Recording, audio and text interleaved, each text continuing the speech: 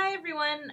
There's this little section here on this Blackboard site about citations, and we really haven't gone over MLA or APA format very much this summer, and I'm not really sure that it's necessary in this place in this early start area, but I didn't want to be remiss and not talk a little bit about it.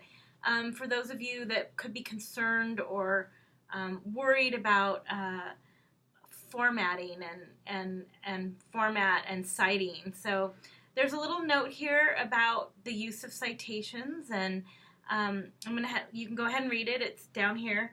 But I wanted to just talk with you a little bit about it and my thoughts about it. So really, when you get to college, there's going to be basically two what I call citing mechanisms that are really utilized, and it depends upon what your major is, really, on which one you're going to use. And there's others, but there's two main ones that seem to get utilized a lot. There's MLA format, which you probably are familiar with from your English classes in high school. That's Modern Language Association, and it's typically used for the arts and humanities. And typically in your English classes, that's kind of the formatting that you're going to find. And then there's also formatting under what they call APA style, which is American Psychological Association. And typically you're going to find these on the science side. APA is used a lot in psychology or in business. A lot of classes in college will use APA. Education uses APA. I don't usually like to talk about myself a lot in these videos, but I really struggled with MLA while I was getting my degree, my graduate degree in English literature, because it was very confusing to me, and I never really understood it, and I always struggled. And then I went on to get a graduate degree in education where we had to use APA, and the weirdest thing happened. It's like the light bulb went on. And I think it went on because I realized that it wasn't some arbitrary thing that teachers were asking me to do, but there were really specific rules that made a lot of sense when you had something to compare it to. And so I know both of them really well, and I utilize both of them for different reasons. And in this class, I've really only talked about MLA, but APA is a very useful tool. And I just wanted to give you a little insight about how they work and see if it would help you maybe in your future. So MLA, again, is mostly used for arts and humanities. And so when you look at MLA format, you're going to see things like a tag with the author's name, and then maybe at the end of it, a page number, or you'll see a quote, and then in parentheses, you'll see an author name and a page number. And that's really the two pieces of information for an in-text citation. So I'm talking about in the body text of writing, of how MLA handles itself. It wants to know the author, and if not the author, then the title of the piece. And it wants to also have a page number if available. So when you see that kind of formatting, you know that you're what I call in MLA land. APA is a little different, and it's very noticeable, and you should probably be able to recognize APA whenever you see it, because APA will always have a date next to it. So a lot of times with APA, you'll see something like Strunk and White, and then a quoted piece of material, and it'll say Strunk and White 2010 in parentheses, and then some quoted material and a page number at the end.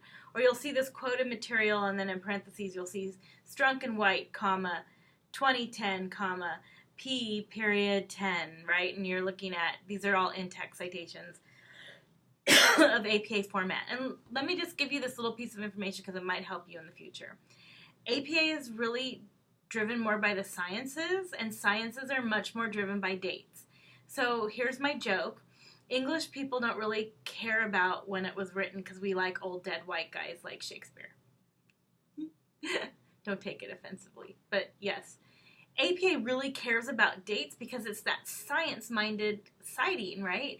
So dates are really important to them. So I always use the example, which doesn't really work because it's medical people use AMA, not APA. But anyway, this will stick in your brain.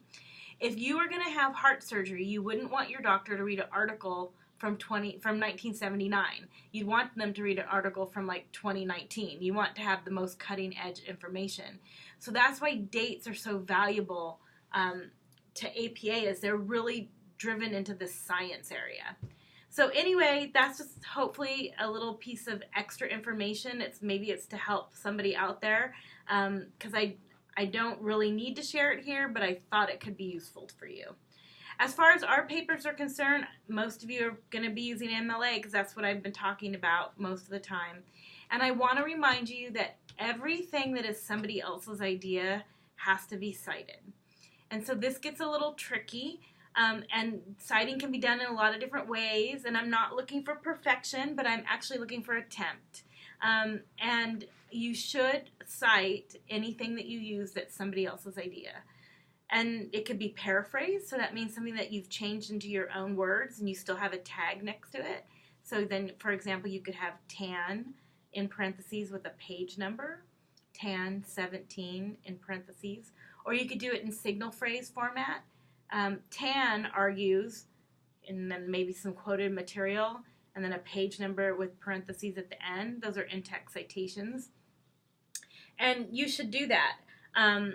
Or you could have paraphrasing, right, where you write it in your own words and then you put tan and the page number.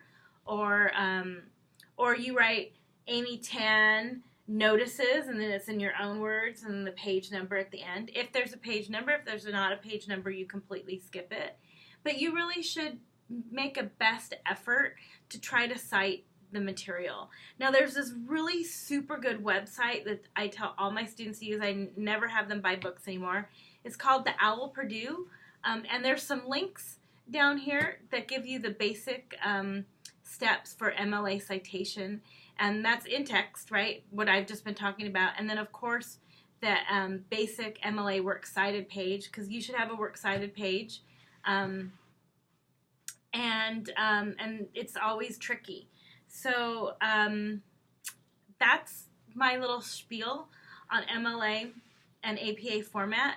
And there are, like I said, some links down here to get you to a place that can help you. Again, this is not about I'm going to fail you because you didn't get things cited properly, but I really think you should start doing the practice, right, of citation, and that this getting used to that practice will help you. Whenever, ever you're turning in this kind of paper where you're using somebody else's idea, you have to remember to cite their stuff in the text of your paper, and you also always need to remember a works cited page. And it's super important. I'm not really caring about how perfect it is, but I'm caring that you put the effort forth to give a nod to the people who actually you're using their ideas. Okay, if this is an interesting subject to you, and you're coming to Chico, please feel free to spend some more time with me when you get here on this, or you can always shoot me an email, right? Sorry. Hoping the best for you with these practices, and I'll talk with you soon.